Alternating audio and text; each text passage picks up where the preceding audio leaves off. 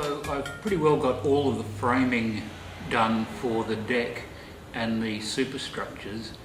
That's all just about ready to go, but I can't put it into place until I put in the remote control gear. So it's in place, but it's just sitting there waiting for me to dismantle it all and assemble the remote control servos.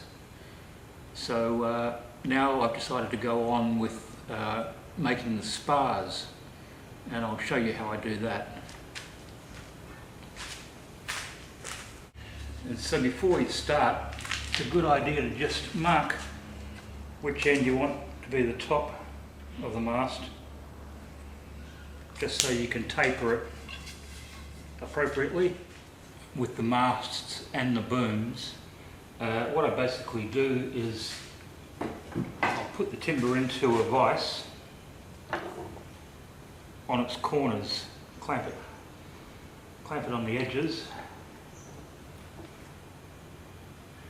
and basically just take the corners off.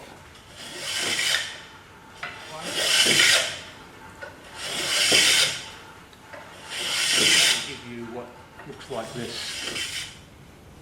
Better still, that end. I think you can see that I've just taken the corners off, and that gets us a little bit closer to round. I don't want it to be exactly round. I'm going to make these a little bit oval shaped. Some of the more observant of you might say, why don't you use the lathe? Well, bottom line is the masts don't fit, so I'll use a hand plane.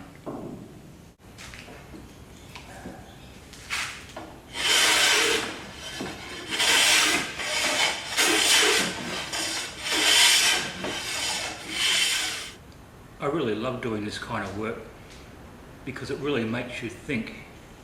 When I'm not working here on the model, I go home and think about it, and I've made a mistake, which is perfectly fine, but I'll show you what I've done.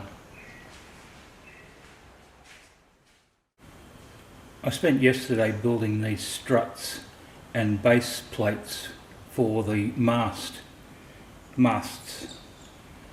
But I then went home and had a bit of a think about it, and I'm going to have to put in about 4 car batteries to ballast the hull so she sits in the water properly.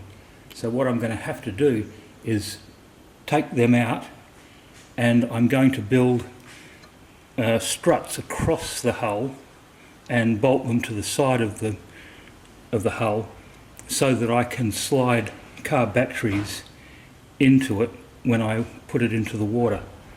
So I'll take them out, cut them off, and put some struts in.